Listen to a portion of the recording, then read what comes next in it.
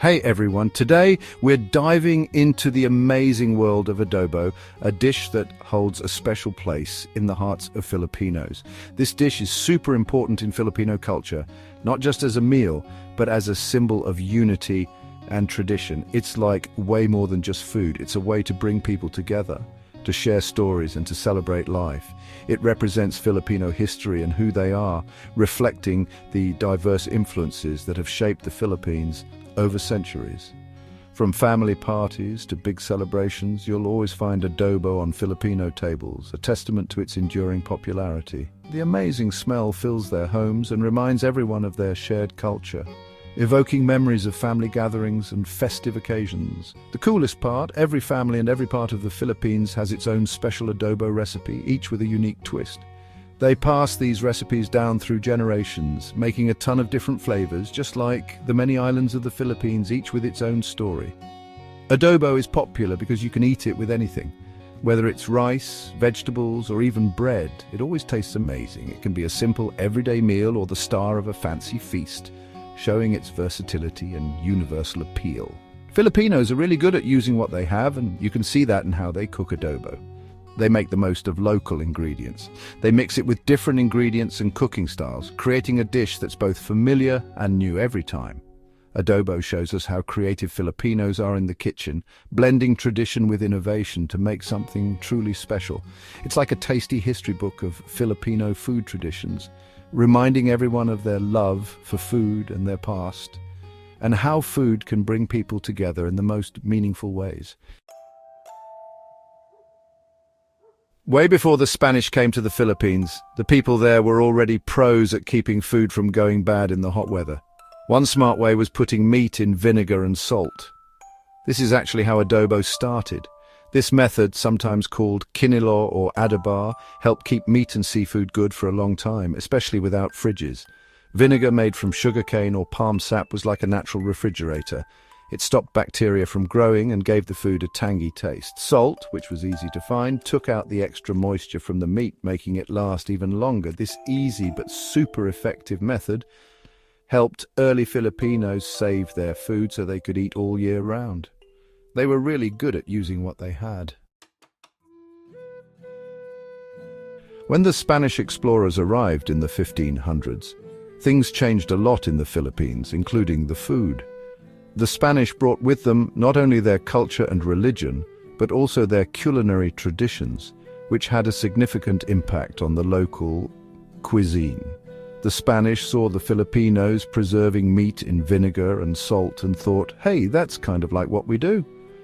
They were intrigued by this method of preservation, which was quite similar to their own techniques back in Spain. They called the dish adobar, which in Spanish means to soak in a special liquid to make it last longer.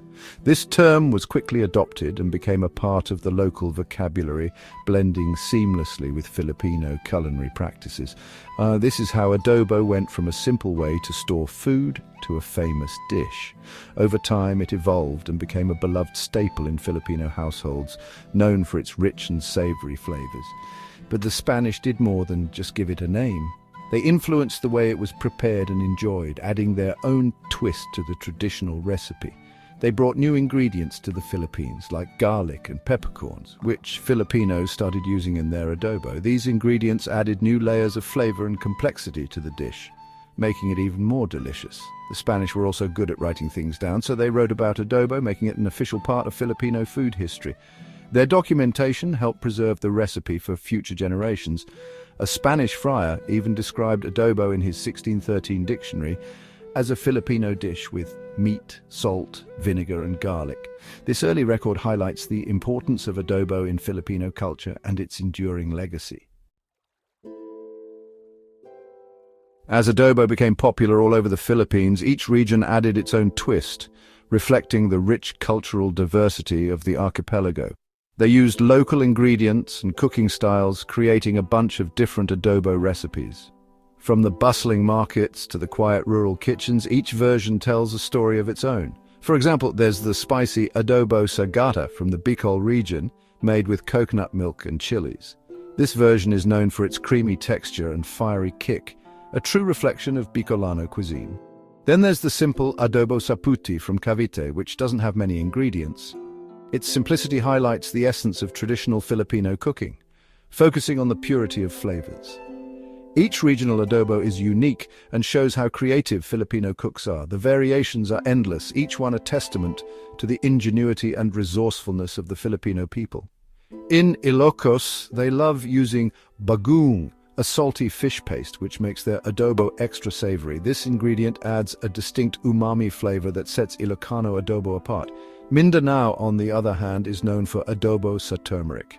This version is not only flavorful but also visually striking. Its bright yellow color and earthy smell come from turmeric, a spice that was popular in their trading history. The use of turmeric reflects the region's historical trade connections and cultural exchanges. All these different types of adobo prove that Filipino food is always changing and that Filipino cooks love to try new things. The evolution of adobo is a beautiful example of how tradition and innovation can coexist, creating a culinary tapestry that is both rich and diverse. When Chinese traders came to the Philippines during Spanish rule, they brought soy sauce. Soy sauce has a strong, delicious flavor and a dark color. Filipinos loved it and started using it in their adobo. This made the adobo taste richer and gave it the brown color we know today. But don't worry, the old way of making adobo didn't disappear. Some cooks still preferred the lighter, more sour adobo with just vinegar. This is how we got two main types of adobo: adobo sa puti, the original vinegar kind, and adobo sa gata, the one with soy sauce. Adobo isn't just delicious, it represents Filipino identity and their ability to overcome challenges. Just like adobo mixes different ingredients perfectly, the Philippines has a history of blending cultures. From its early beginnings to the influences of Spain and China, adobo shows how Filipinos take new ideas and make them their own. Adobo has been passed down for generations and is still a national favorite. This shows how much Filipinos value their food traditions. It reminds them of home, family, and their shared history. In a country with a past of colonization and cultural mixing, adobo represents the strength and spirit of Filipino identity. Adobo is super popular in the Philippines and is becoming famous worldwide. It's easy to see why. It's versatile, adaptable, and everyone loves it. It's more than just a dish, it's a culinary legacy, a tasty way to experience Philippine history, culture, and identity. As Filipinos travel and share their culture, they bring adobo with them. From a simple way to preserve food to a globally recognized dish, adobo's journey is like the Philippines' own story. It's a dish that shows resourcefulness, adaptability, and the importance of cultural heritage. As long as Filipinos keep cooking and sharing their love for food, adobo will always be a symbol of their culinary creativity and a source of national pride.